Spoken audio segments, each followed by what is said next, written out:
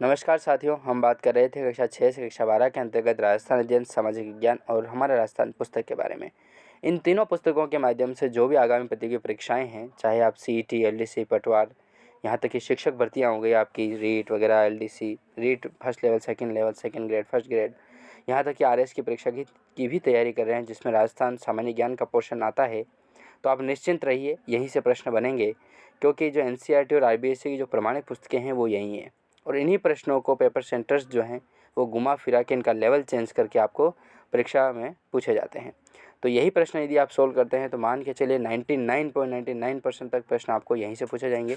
कुछ एक प्रश्न होंगे जो मेंटल एबिलिटी के होते हैं, वो आपको आपके दिमाग की क्षमता के हिसाब से आपको सोल्व करने होते हैं। तो चलिए सेशन को शुरू करते हैं। हम बात कर रहे थे कक्षा 7 का भाग 3 था इतिहास, हिस्ट्री के बारे में बात कर रहे थे, जिसके अंतर्गत बात कर रहे थे 23वां अध्याय, जिसका नाम है आज़ादी के बाद का भारत। इसके अंतर्गत हमने 10 प्रश्न जो हैं वो सोल्व किए थे। 11वें प्रश्न से हमको सोल्व करना था, तो जल्दी से जुड़िए और सोल्व करते हैं इसको। पहला प्रश्न आता है 11वां, इस सेशन का पहला प्रश्न आता है, मेवाड़ के किस महाराणा ने पाकिस्तान में शामिल होने से स्पष्ट मना कर दिया था?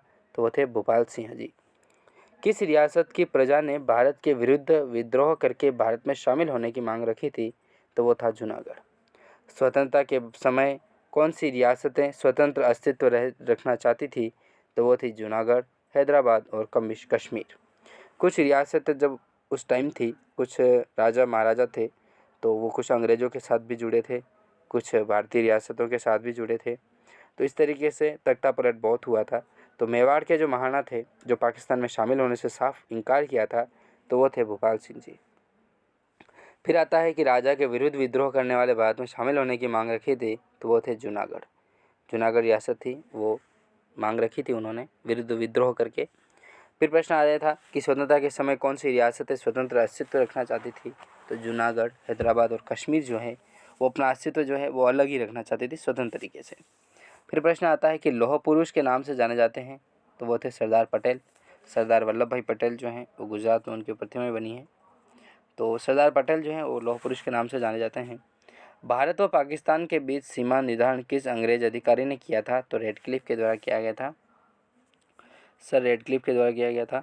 तो उससे जो सीमा है उसका नाम भी, भारत पाकिस्तान की जो सीमा है उसका नाम भी रेडक्लिफ रखा गया था, क्योंकि इन्हीं के नाम पर उसका नाम पड़ा था रेडक्लिफ।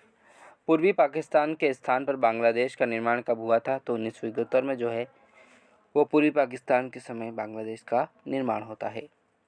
योजना आयोग का गठन कब किया गया था? तो 1950 में जो है योजना आयोग का गठन किया जाता है। पाकिस्तान से भारत की कितनी बार प्रत्यक्ष रूप से जंग हुई थी? तो 1948, 1965, 1971, 1999 में जो है वो पाकिस्तान से भारत की प्रत्यक्ष रूप से जंग होती है। पहली होती है 1948 में, जब अपना देश स्वतंत्र होता है उसके जस्ट एक साल बाद होती है 1948 में। फिर आता है 1965 में, फिर 1971 में, और उसके बाद आता है 1999 में। योजना आयोग का उद्देश्य क्या रखा गया था? तो भारत में जो पंचवर्षीय योजनाओं थी उनका निर्माण किस तरीके से किया जाए, उन्हें किस प्रकार से विधिवत तरीके से अग्रसर किया जाए, उसके अंतर्गत ही बात हुई थी भारत में पंचवर्षीय योजनाओं की। तो योजना आयोग के तहत बात हुई थी। बाहरी उद्योगों पर किस पंचवर्षीय योजना में बल दिया गया था? तो द्वितीय जो पंचवर्षीय योजना थी उसमें बाहरी उद्योग, जो बड़े बड़े उद्योग थे, उनके अंतर्गत बात की गई थी। योजना आयोग के स्थान पर नीति आयोग का गठन कब किया गया था? तो 2015 में जो है इसका गठन किया जाता है। तो दोस्तों आज बस इतना ही, मिलते हैं नेक्स्ट वीडियो में, तब तक के लिए जय हिंद, जय भारत।